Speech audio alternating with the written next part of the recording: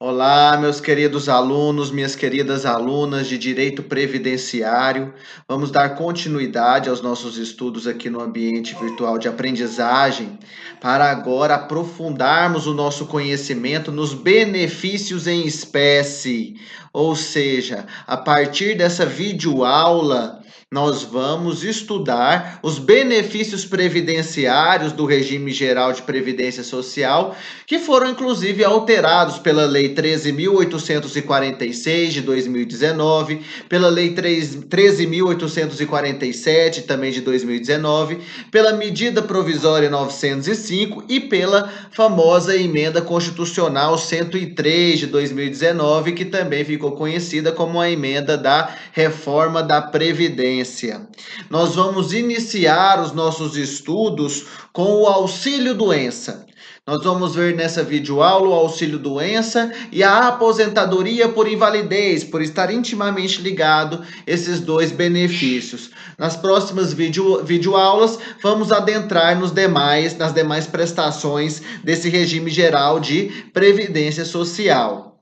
Mas, sem maiores delongas, já iniciando o nosso estudo, vamos falar então, primeiramente, do auxílio-doença. O auxílio-doença, ele é amparado pela Constituição Federal, lá no seu artigo 201, inciso 1º, pela Lei 8.213, de 1991, lá nos seus artigos 59 a 63, também pelo decreto que regulamenta, a Previdência, que é o Decreto 3.048, de 1999, nos seus artigos 71 a 80, e também pela Instrução Normativa do INSS 77 de 2015, nos seus artigos 300 a 317. A Emenda Constitucional 103, lá no artigo 201, inciso 1º da Constituição Federal, ela fez uma alteração para trazer um novo conceito do que seria auxílio-doença, passando a tratá-lo como cobertura dos eventos de incapacidade temporária e permanente para o trabalho, Então, esse benefício, ele assegura o risco da incapacidade em decorrência de doenças, acidente de trabalho ou de qualquer natureza que deixe o empregado inapto ao trabalho ou às suas atividades habituais por mais de 15 dias consecutivos. 15 dias consecutivos. Marquem esse marco temporal. O artigo 25 da Lei 8.213 de 1991, no seu inciso 1º, que foi regulamentado pelo artigo 29, inciso 1º do Decreto 3.048 de 1999, define a carência do auxílio-doença, ou seja, exigem-se 12 contribuições mensais para que o segurado possa gozar desse benefício. Porém, existem duas exceções da exigência da carência positivadas no artigo 26, inciso 2º. Por exemplo, na ocorrência de acidente de qualquer natureza ou causa, ou de doença profissional ou de trabalho, bem como nos casos do segurado que, após filiar-se ao regime geral de previdência social, for acometido por alguma das doenças especificadas em lista elaborada pelo Ministério da Saúde e da Previdência Social, que deve ser atualizada a cada 3 anos, de acordo com os critérios de estigma, deformação, mutilação, deficiência ou outro fator que lhes confira especificidade e gravidade que mereça o tratamento particularizado. Até que seja elaborada essa lista de doenças que é mencionada no inciso 2º do artigo 26, como exceção, independe de carência a concessão de auxílio-doença e de aposentadoria por invalidez ao segurado que, após filiar-se ao regime geral de previdência social, for acometido das seguintes doenças: tuberculose ativa, hanseníase, alienação mental, esclerose múltipla, hepatopatia grave, neoplasia maligna, cegueira, paralisia irreversível incapacitante, cardiopatia grave, doença de Parkinson, espondiolartrose anquilosante, nefropatia grave, estado avançado da doença de Paget, que é osteite deformante, síndrome da deficiência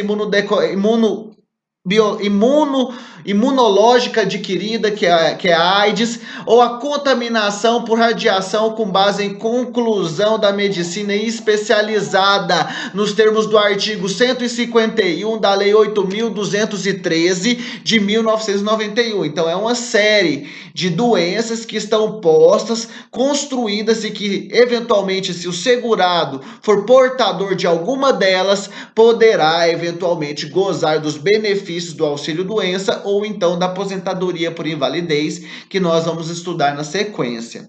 Quanto à perda da qualidade de segurado para resgatar a carência exigida, resta pacificado na jurisprudência, e isso é importante porque isso despenca em prova, né? Está pacificado na jurisprudência que é possível retroagir a data do início da doença e a data do início da incapacidade ao período em que ainda era segurado do INSS.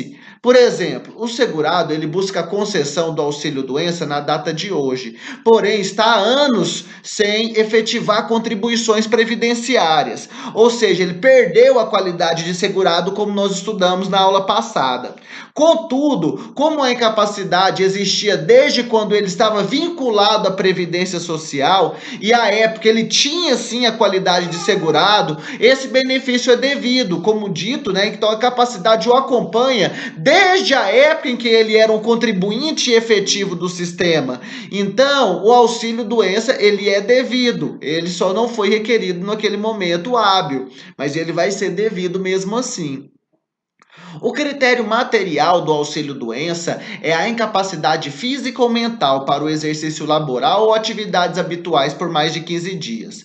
Outro critério material que nós não podemos deixar de citar, até porque é pouco explorado, é a incapacidade social. Olha que interessante. A incapacidade social, o que é isso, professor? Incapacidade social, ela ocorre quando a sociedade incapacita o segurado para o trabalho ou outras atividades. A gente pode citar o exemplo clássico, né, que é aquele segurado portador do vírus HIV, morador de uma cidade pequena, onde todos, sabedores da sua enfermidade, não o contratam e o excluem das atividades sociais por puro preconceito, ou seja, resta incapaz para a vida laboral e social, motivo pelo qual é cabível o auxílio-doença, né, cumulado eventualmente com reabilitação profissional até que se restabeleça sua vida social e laboral. O segurado, ele nesse sentido, ele terá obrigatoriamente de passar por avaliação médica para obter a concessão do auxílio-doença, que poderá ser agendada por telefone ou até mesmo pelo sítio eletrônico, pelo site do INSS. Regra geral, portanto, é que, né, quando a incapacidade ultrapassar 15 dias consecutivos, o segurado ele vai ser encaminhado à perícia médica do INSS, que o submeterá à avaliação pericial por profissional médico integrante dos seus quadros, ou então aqueles médicos que são conveniados. Pode ser que o segurado não tenha condições de comparecer à perícia médica do INSS, ressalvados os casos em que for admitido o reconhecimento da incapacidade pela recepção da documentação médica do segurado nos moldes do artigo 75A do Decreto 3.048 de 1999. Isso é óbvio, porque eventualmente a pessoa está incapacitada, ela não pode ir lá fazer essa perícia em loco, né? Nesse caso, o INSS vai aceitar, conforme referido o dispositivo legal, a documentação para que ela seja analisada pelo seu corpo técnico específico. Em relação à data do início do benefício, vamos analisar esses critérios temporais do auxílio-doença. O artigo 60 da Lei 8.213 de 1991 e o artigo 72 do Decreto 3.048 de 1999 positivam que o auxílio-doença ele será devido ao segurado empregado a partir do 16º dia do afastamento, exceto o doméstico. Para os demais segurados, será devido a partir da data do início da incapacidade. Tem essa distinção aí entre os segurados empregados e os demais. Para todos os segurados, será devido a partir da data de entrada do requerimento, quando requerida após o 30º dia de afastamento. Então, se esse auxílio-doença foi requerido após o 30º dia do afastamento, ele será devido a partir da data da entrada desse requerimento. Primeira peculiaridade que a gente tem que tratar, né? Quando o acidentado não se afastar do trabalho no dia do acidente, os 15 dias de responsabilidade da empresa pela sua remuneração integral são contados a partir da data do afastamento. Por exemplo, então, a empresa que dispuser de serviço médico próprio ou em convênio terá a seu cargo, né, o exame médico e o abono das faltas correspondentes ao período referido nesse parágrafo 3º do artigo 60 da Lei 8.213 de 1991, somente devendo encaminhar o segurado à perícia médica da Previdência Social quando a incapacidade ultrapassar 15 dias. Antes de 15 dias não tem essa precisão. Né? Uma segunda peculiaridade que a gente tem que observar é que o auxílio-doença do segurado que exercer mais de uma atividade abrangida pela Previdência Social será devido mesmo no caso de incapacidade apenas para o exercício de uma delas, devendo a perícia médica ser conhecedora de todas as atividades que eventualmente ele estiver exercendo.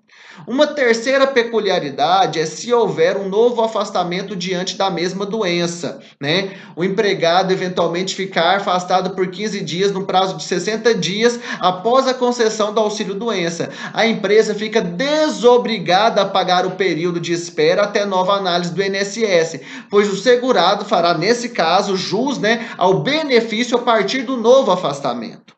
Por fim, uma outra peculiaridade que a gente tem que tratar está relacionada ao restabelecimento, ou seja, a continuidade do auxílio-doença ocorre caso o médico perito do INSS visualize a incapacidade do segurado para o trabalho ou para a sua vida habitual. E quando a gente está tratando dessa relação, desse benefício do auxílio-doença com a entidade empresarial, com a entidade empregadora, com a empresa? Primeiramente, vale relembrar que o segurado empregado, inclusive o doméstico, em gozo do auxílio-doença, ele é considerado licenciado pela empresa, ou se não pelo empregador doméstico. Então, continua mantendo um vínculo, ele só está licenciado. Outro ponto relevante é que quando a empresa garantir ao segurado licença remunerada, ficará obrigada a pagar-lhe durante o período da auxílio-doença a eventual diferença entre o valor deste e a importância garantida pela licença. É sabido também que durante os primeiros 15 dias consecutivos do afastamento da atividade por motivo de doença, incumbe a essa empresa pagar ao segurado empregado o seu salário normalmente. E que cabe ainda à empresa que dispuser de serviço médico próprio em convênio realizar o exame médico e o abono das faltas correspondentes aos primeiros 15 dias de afastamento. O ambulatório médico dessa empresa deve observar que na concessão de um novo benefício decorrente da mesma doença, dentro de 60 dias contados da cessação do benefício anterior, a empresa fica desobrigada ao pagamento relativo aos 15 primeiros dias de afastamento, prorrogando-se o benefício anterior, descontando-se os dias trabalhados, se esse for o caso. Um dos pontos mais importantes para a empresa ter conhecimento é que o artigo 76A do Decreto 3.048 de 1999 faculta a ela protocolar o requerimento de auxílio-doença ou documento dele originário de que seu empregado ou seu contribuinte individual a ela vinculado ou a seu serviço na forma estabelecida pelo INSS.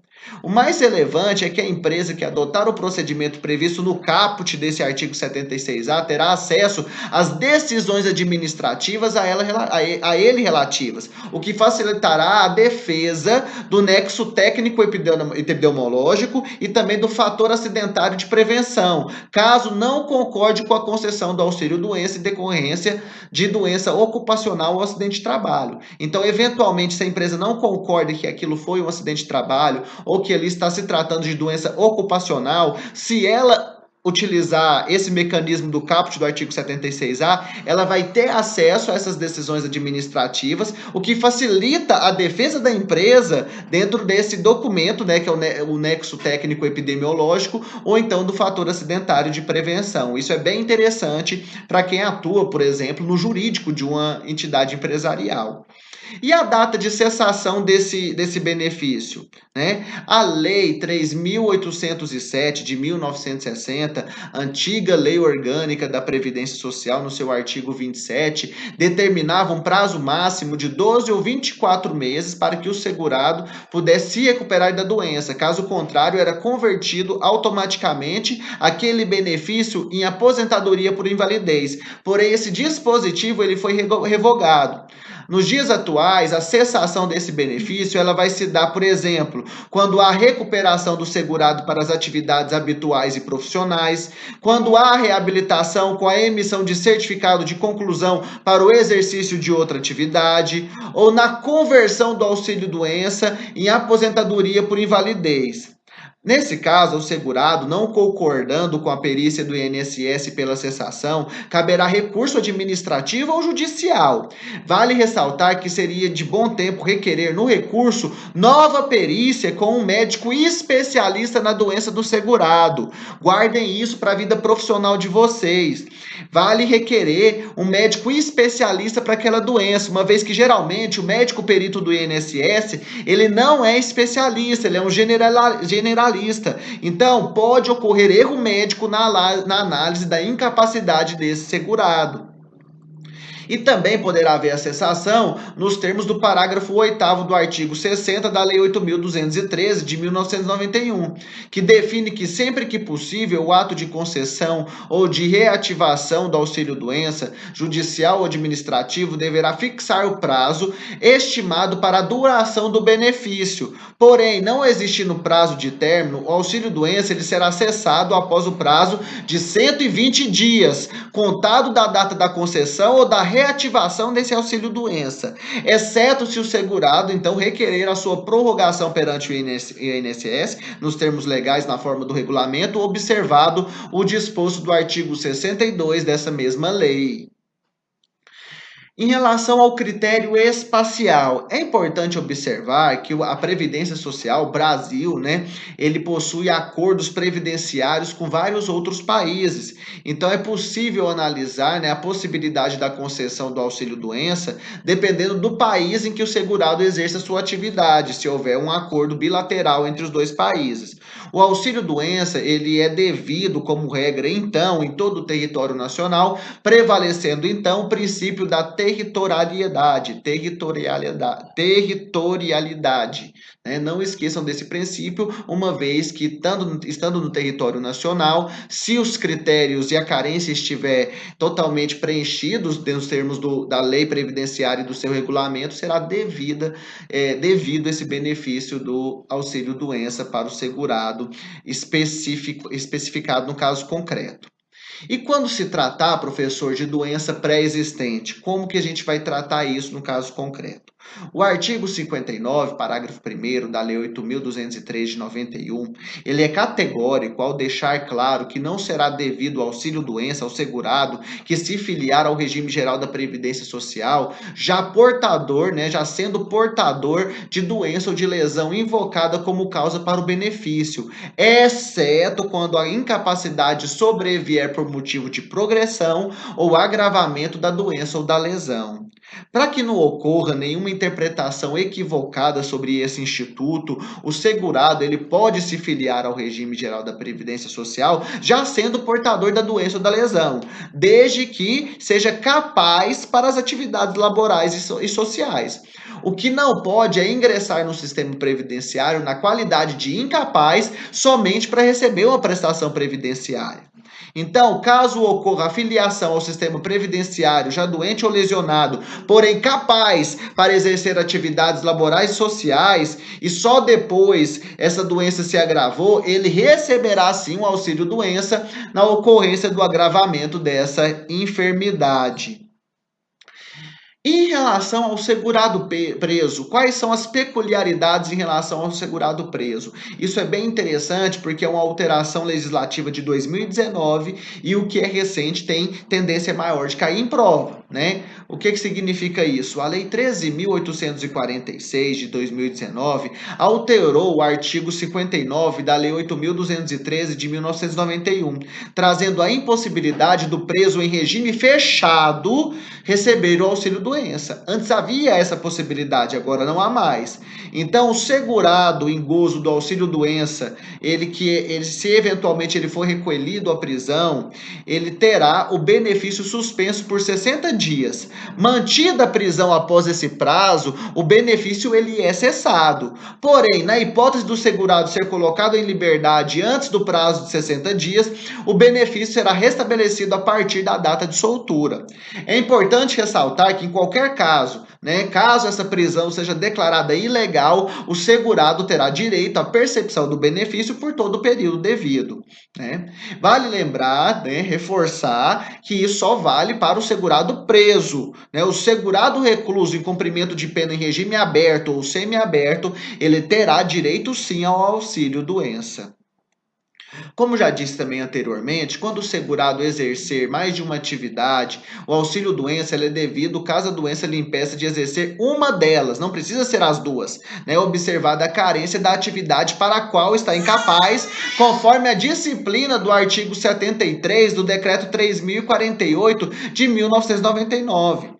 No exercício de mais de uma atividade, o segurado terá mais de um vínculo jurídico com a Previdência Social. Assim, em relação ao vínculo jurídico em que o segurado não possa mais exercer a atividade laboral por mais de 15 dias, ele terá direito ao auxílio-doença. O salário do benefício correspondente será proporcional às contribuições realizadas pelo trabalho para o qual ele ficou incapaz, tanto que o valor do auxílio-doença ele poderá eventualmente ser inferior ao salário mínimo, desde que, somadas as remunerações recebidas, resultar no valor superior a este. Então, essa hipótese de auxílio-doença é uma prestação que durará indefinidamente, sem que seja transformada em aposentadoria por invalidez, tendo vista que o segurado está apto ao exercício da sua segunda atividade.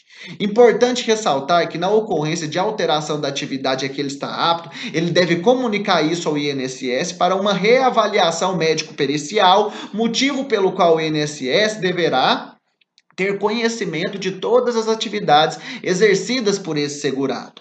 O médico perito ele pode, na ocasião, afastar o segurado das suas atividades e constatar a incapacidade para todas, bem como o INSS de ofício pode conceder o auxílio-doença sem que o segurado eventualmente tenha requerido, diante do artigo 76 do Decreto 3.048 de 1999. O segurado ele é obrigado, sempre que convocado, a retornar às perícias médicas previamente agendadas para a devida verificação do seu estado de saúde, isso é óbvio, E se ele está de fato ainda inabilitado ao exercício do trabalho ou das suas atividades. E se há a possibilidade de entrar num processo de reabilitação sob pena, claro, de suspensão desse auxílio-doença.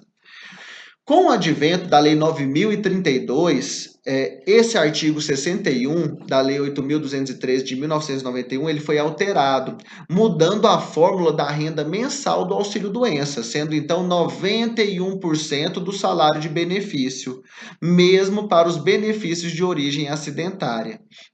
Com a reforma da Previdência instituída pela Emenda Constitucional número 103 de 2019, não houve mudança nesse sentido. Então, quando eu estou falando de critérios quantitativos, quanto que vai receber de auxílio-doença é 91% do salário de benefício, mesmo para os benefícios de origem acidentária. Então, esses são os elementos que eu gostaria de trazer para os senhores em relação ao auxílio-doença. Eu vou dividir essa videoaula em duas partes, para ficar bem dividido esses benefícios em espécie. Na próxima parte dessa nossa videoaula, eu vou tratar com os senhores da aposentadoria por invalidez, que os senhores vão perceber que está intimamente ligado ao auxílio-doença. Então, fico à disposição dos senhores e das senhoras, caso tenha alguma dúvida em relação ao conteúdo aqui exposto.